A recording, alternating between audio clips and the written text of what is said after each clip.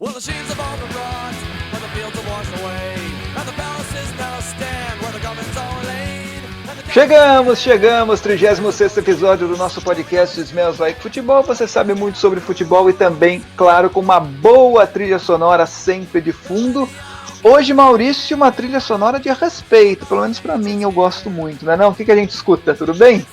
Tudo bem, Fábio, tudo bem, Thiago, tudo bem, Léo, tudo bem, pessoal que está escutando a gente não pode demorar muito hoje, por quê? Porque a gente está falando do álbum No Control, que é o quarto álbum do Bad Religion, uma banda que a gente curte pra caramba, pelo menos aqui, acho que a gente tem ali um certo apreço pelo Bad Religion, uma puta banda de punk rock, hardcore, e aliás tem uma curiosidade, né, o segundo disco do Bad Religion não foi um disco punk, né, a gente tem o segundo disco do Bad Religion que foi meio rock progressivo, que aliás foi uma desgraça, o pessoal não curtiu e veio muitas críticas, e aí no terceiro álbum o Bad Religion voltou à sonoridade punk rock depois do seu primeiro álbum, que foi um grande sucesso, assim, tipo, vendeu, foi bem respeitado por isso. E aí o quarto álbum, que é o No Control, que tem apenas 26 minutos com 15 músicas. Imagina, 15 músicas, 26 minutos, é 1 minuto e meio para cada música, e olha lá, né? Nem isso. Então, basicamente, né, o álbum foi lançado ali em 1989, foi gravado em 89, no meio de 89, e lançado ali em novembro de 89, e era uma época onde estava acontecendo muitas mudanças políticas no mundo, né? Você tem ali provavelmente queda do Muro de Berlim, tem ali alguns embates ainda em o governo dos Estados Unidos e o governo da União Soviética ali, tentando ali de alguma maneira acabar com a Guerra Fria, então chegam a anunciar a Guerra Fria, logo na sequência tem a queda do Muro de Berlim, tem também um atentado liderado por Pablo Escobar, tudo acontecendo, né, nesse ano de 1989, inclusive o bicentenário da tomada da Bastilha na França. E ok, né? Quanta coisa política não ia deixar de lado para que a música pudesse trazer esses temas. E o Bad Religion, que é uma banda que sempre traz os temas políticos, usando metáforas ou não, seja meio... 89, né? Mas isso acho que o Bad Religion não tratou no disco, não. No Control, isso acho que não foi abordado. Né? Hoje em dia é um fato inusitado. Mas com certeza o Bad Religion, Greg Graffin e companhia não trataram do Vasco campeão em 89, mas trataram assim, de muitas questões políticas, que era um tema muito presente, é um tema muito presente nas músicas do Bad Religion, né? E é muito interessante porque tem um álbum, esse álbum que é o No Control, eu sempre confundo com outro álbum que é um pouco mais velho, que é o No Substance. Não por conta das músicas, mas por conta do nome, né? No Control, No Substance. E o No Substance é um disco que não foi muito bem recebido, mas tem umas músicas legais no No Substance. Aquele álbum que tem aquela tela de TV e tudo mais. Eu gosto do No Substance, que é o 10º álbum, né? Que foi lançado em 98, quase 10 anos depois. O No Substance tem Shades of Truth, né? Que é um musicão. Tem Shades of Truth, e Raise Your Voice. Raise Your Voice também é muito legal. Bom, o disco é bom. O No Control é interessante, ele tem 8 músicas com menos de 2 minutos e 2 músicas com menos de 1 minuto. É paulada do início ao fim. E até eu gosto, eu não sei se vocês têm essa mania, mas eu gosto de fazer algumas listas, assim, de melhores primeiras músicas de álbum, assim, sabe? E o Bad Religion. Negócio meio alta fidelidade, né? Você gosta de listas. Eu gosto de listas, assim. E alta fidelidade é um filme, né? Livro do Rick Horton. O filme. E o No Control tem a melhor última música de álbum. The Words Won't Stop é um musicão, cara. A cacetada que acaba o disco, você fala, meu, fiquei atordoado agora, porque vem aquela paulada e depois aquele silêncio, assim, que acaba o álbum, sabe? Musicão não pelo tamanho, né? Não, pelo tamanho. É curtinha, mas o álbum é bem bom. É bem bom. É uma capa toda colorida, né? Uma coisa, isso nem parece álbum punk, né? É um baita disco. Eu gosto muito de Bad Religion. É muito legal você ver a evolução vocal do Greg Graffin, né? O começo era desastroso, né? Pra falar a verdade, os primeiros discos do Bad Religion, o vocal era desastroso. Mas você acha que o No Control já é bom? Não, eu acho que tá num caminho intermediário ali, né? Eu acho que ele amadureceu muito depois do No Control, né? Não, o forte do disco não é o vocal, definitivamente. E o Greg Graffin amadureceu demais, né? O canto dele. Ele não é um grande cantor, né? Jamais sabe tornou usar um a grande voz. cantor, mas ele aprendeu a usar usar a voz, né? O começo era desastroso. O Greg Graffin, que é antropólogo, geólogo, né? Engajado politicamente. Total. Ele é formado em antropologia e geologia. É Não, mestre em geologia, alguma coisa assim. É um cara bem diferenciado mesmo. E eu acho a pegada do Bad Religion, assim, como eles mesmo. Você olha pra eles, você não fala, nossa, esse aí é um vocalista de uma banda punk, né? Sim, então. Então eu acho bem legal a forma de ver o punk rock, assim, como movimento em si, sem fazer muita pose e tudo mais. Eu acho bem interessante mesmo. E a voz dele que você falou, é legal que ele canta sempre parecendo que tá... Como tem muito engajamento político e tudo mais, sempre parece um canto de ordem, de chamado, né? Aquela coisa que empolga, né? Vamos cantar todos juntos e tudo mais, né? E eu sei que a gente tem que passar rápido por esse tema e pro futebol, porque o disco já deve estar na metade. Mas já tá na quinta música. Estamos esperando Automatic Man agora, quinta música do álbum. E aí tem uma coisa interessante, passou 2 minutos só. Pois é. Tem uma coisa interessante também, que em relação ao Bad Religion, que só o Greg Graffin é o cara que esteve em todos os discos, né? Então você tem ali o Gurevitz, que teve ali, o guitarrista que teve em alguns álbuns, que participa de bom tempo do Bad Religion, inclusive logo depois que eles deixam a Epitaph e vão para Atlantic Records, e logo depois ali tem o lançamento do Grey Haze, que também é um outro grande álbum do Bad Religion. O Grey Haze é maravilhoso. E aí o Grey Haze já é lançado na Atlantic, então tem uma coisa que o próprio Gurevitz, ele briga com a banda, tipo, ele sai logo depois que é lançado o Grey Haze, mas depois volta. Hoje em dia voltou pra banda, tipo, saiu, voltou. E tem uma coisa que também os fãs, depois que o Bad Religion deixou a Epitaph, quando foi pra Atlantic, meio que os fãs que curtiam essa coisa do punk rock que não fosse pra ganhar dinheiro, meio que xingaram o Bad Religion, começaram a meio que criticar, dizendo que eles estavam vendidos, né? Porque na época quem tava tocando, ganhando muito dinheiro ali, eram outras bandas de rock, outras bandas de punk rock, e não o Bad Religion. Então ele vai pra Atlantic justamente pra aparecer mais, né? E uma característica do Bad Religion que eu gosto muito, e eu sempre faço questão de destacar, pra mim, está entre as bandas que mais bem trabalham o backing vocal. É muito bem trabalhado, e eles amadureceram isso também, não no No Control, mas ali já era um processo de amadurecimento. O backing de American Diesel, o backing de A Walk, é um negócio muito bem trabalhado, cara. Os caras trabalham bem demais isso. Eu costumo brincar dizendo que pra mim é uma brincadeira com fundinho de verdade. Que pra mim, depois de Beatles, Bad Religion é a banda que mais bem trabalha backing vocal. Polêmica. Calma aí. Nem Queen, né? Nem Queen. Então, acho que eu ia falar isso. Queen vai pro espaço. Assim. Não. Queen é assim. O Queen é outra prateleira. Ali os caras, os caras eram. Deixa eu falar só. Os caras eram uma palavra. Músicos, e para eles não eram. Imagino que a dificuldade para trabalhar no backing vocal não era tão complicada assim quanto foi pro Bad Religion, porque a gente sente que isso foi um amadurecimento da banda. Até porque até mesmo o Beatles não tinha tantos. Não eram vozes tão potentes. Só falar 3 palavras. Bons back vocals. Coisa muito rápida sobre backing vocal: ABBA e Bee Gees. Mas Bee Gees é aquela coisa meio brega, né? E tudo mais, né? É backing vocal. Mas o Bad Religion que eu ia comentar, que eles estão nativos até hoje, aliás, 40 anos de banda e tudo mais. E tirando ali essa época do No Substance, do New America, né? 99, 2000, 2001, sempre foi aquele punk rock que você ouve, tirando esse segundo álbum, que até eles têm meio vergonhinha, aquele punk rock que você reconhece nos primeiros acordes, você sabe que é Bad Religion, né?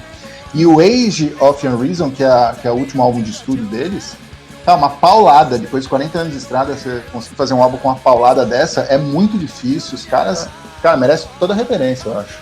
É o seguinte, a gente falou de Bad Religion, 40 anos de estrada, a gente falou de Beatles, falou de ABBA, de Bee Gees, de Queen. A gente tá meio saudosista, hein? Olha! Vamos pro futebol, gente? E aí? Você sabe que eu ia tentar eu ia tentar uma outra conexão, né, Fábio? Porque o Léo conseguiu fazer um comentário com 11 letras. ABBA e Bee Gees. Aí eu falei, nossa, vamos pro futebol, né? Cada letra, um jogador... Ah, mas a sua foi muito...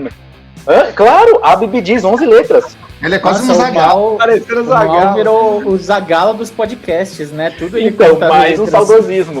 saudosismo aí. Gente, a gente tem um tempinho, né? Hoje o programa é curto, então o podcast é curto, dá pra gente falar rapidamente a respeito desse... como que eu posso dizer? Um duelo? Pode ser, para alguns né? Sempre vira uma discussão. O futebol mudou tanto assim, né? O jogo hoje é mais bem jogado do que era antigamente, ou vice-versa. Há quem diga que é um esporte completamente diferente. E aí, quem quer falar?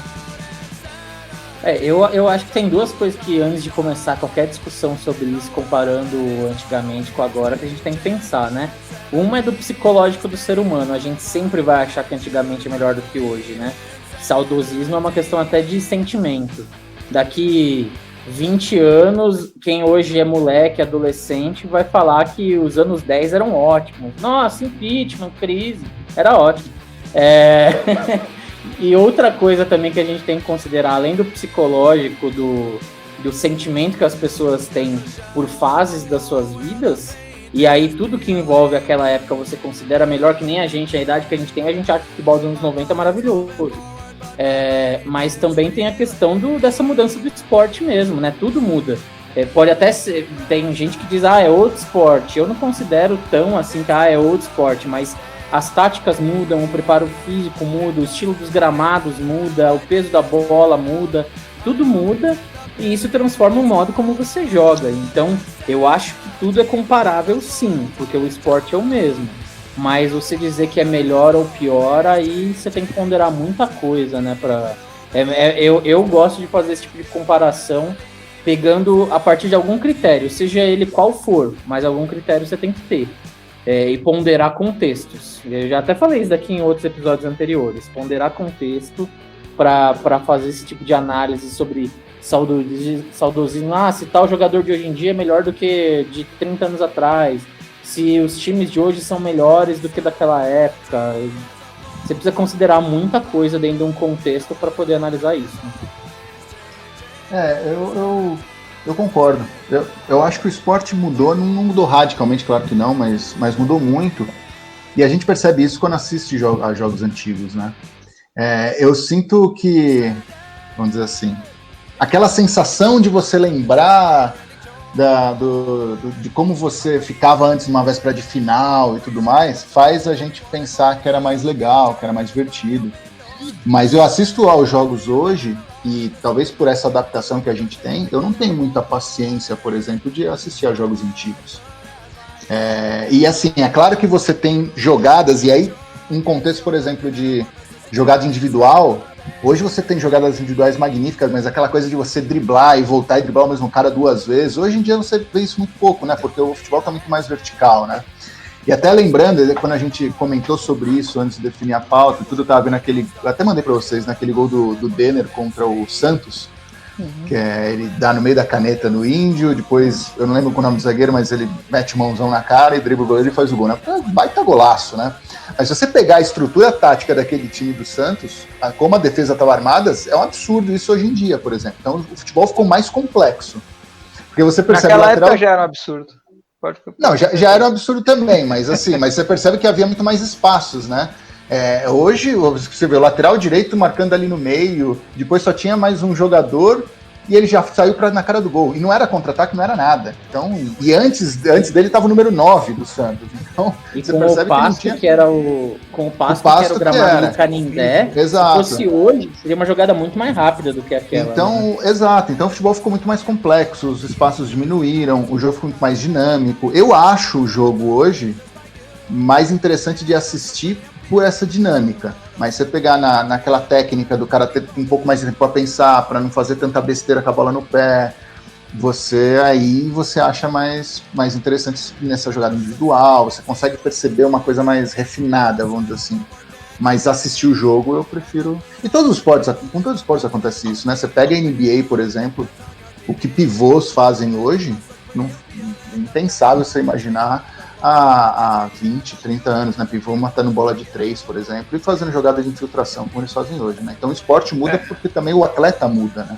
Há controvérsia em relação à NBA, mas a gente já chega nisso. Quer falar, mano? Como assim? Mas como assim controvérsia da NBA? Não, porque assim, você citou exatamente o que...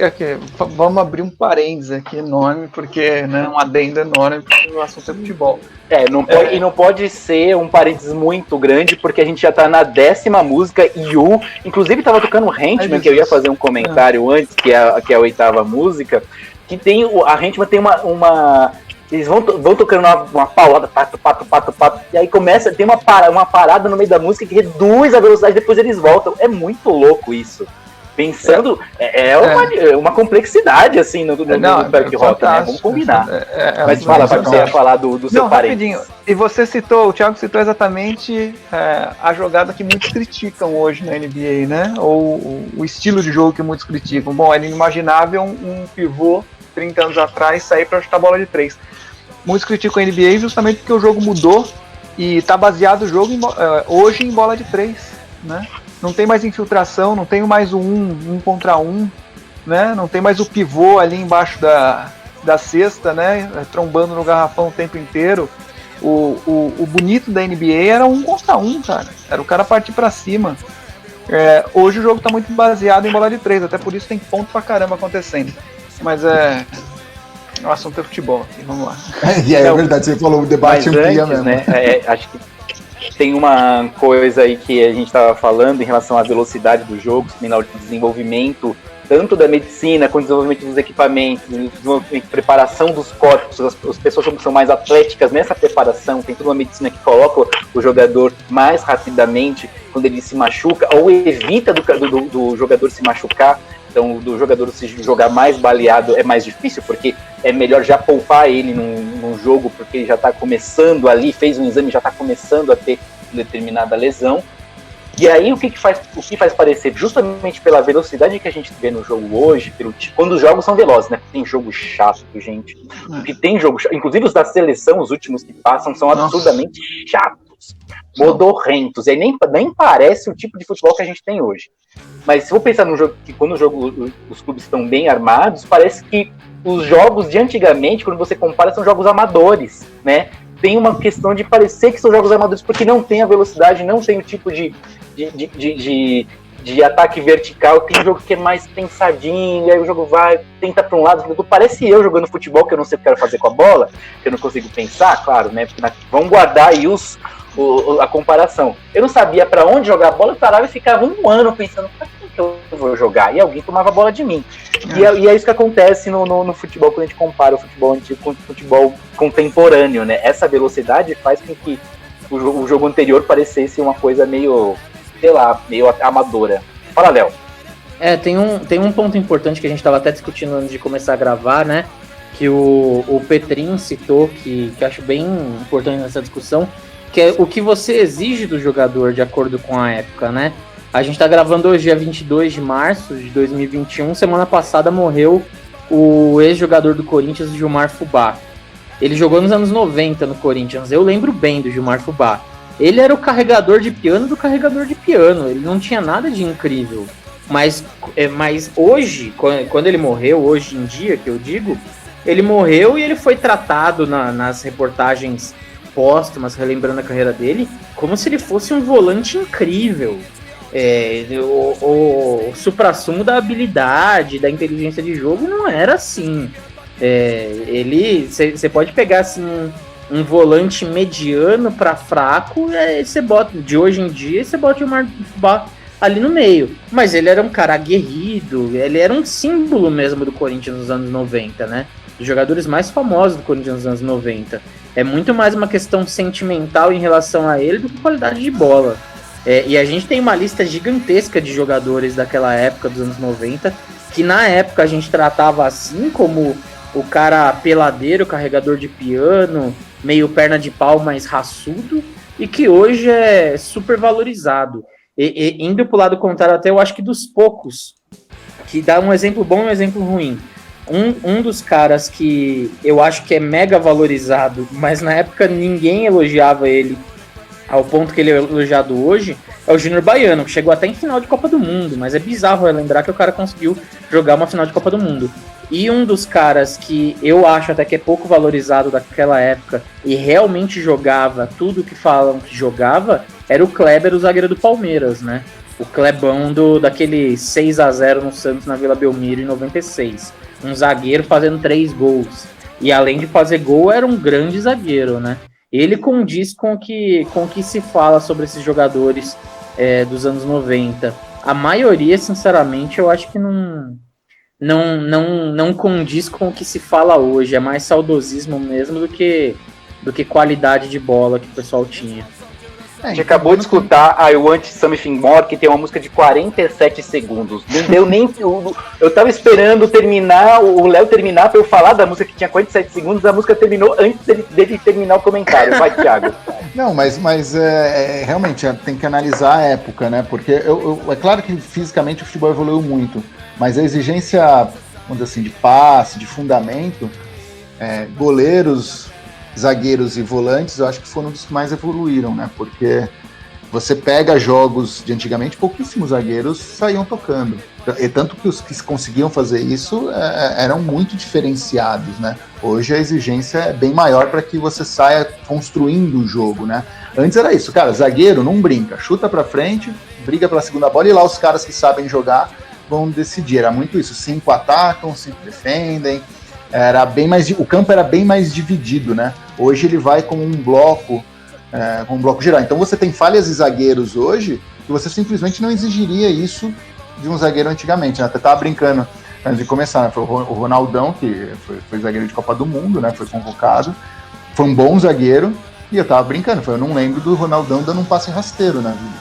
Não lembro disso. Então só que ele era um bom zagueiro, porque a função dele era outra também, né? Eu acho que uma coisa... O Fábio deu uma travadinha aí.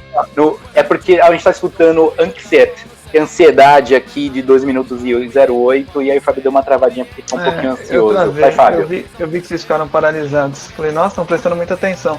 Eu acho que uma coisa puxa a outra, né? O preparo físico faz com que zagueiros e volantes tenham de aprimorar a saída de bola, né? Porque antigamente você não tinha marcação-pressão, né? Não existia marcação-pressão.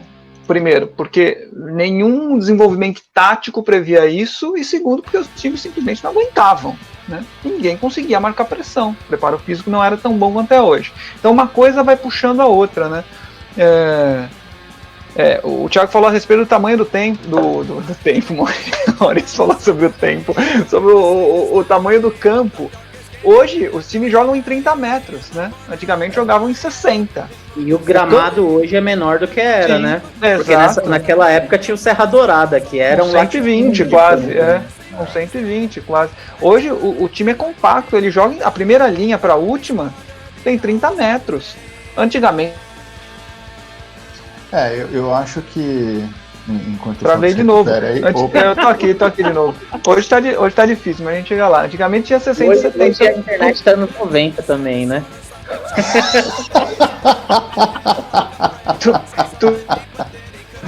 Anos 90, para estar na internet de escada lá. Tudo isso contribui.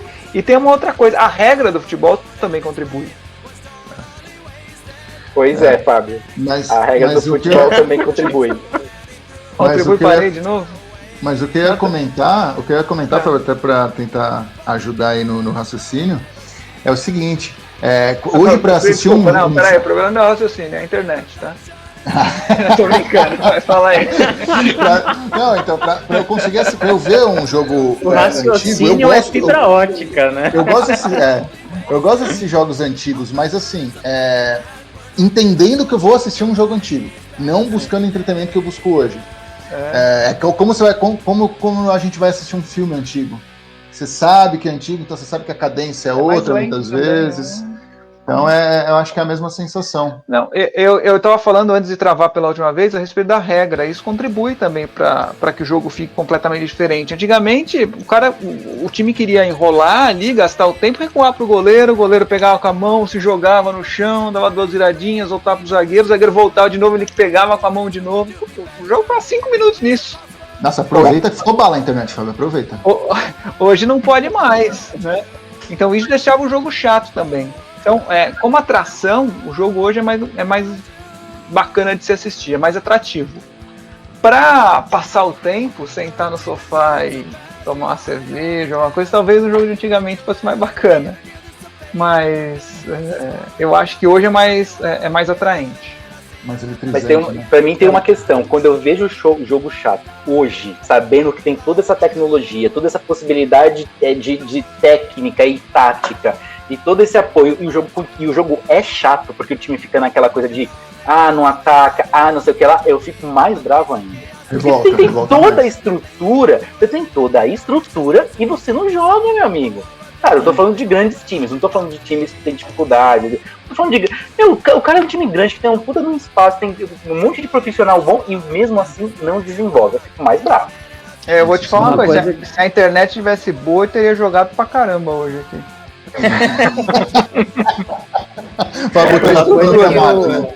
Uma coisa que eu pondero muito quando eu tô vendo o jogo é que eu sou chato com isso. E aí eu fico, nossa, como que o cara não joga num lugar desse com o gramado? Se eu soubesse que eu ia ser tão chato com o gramado vendo jogo de futebol, eu não tinha feito jornalismo, tinha feito agronomia.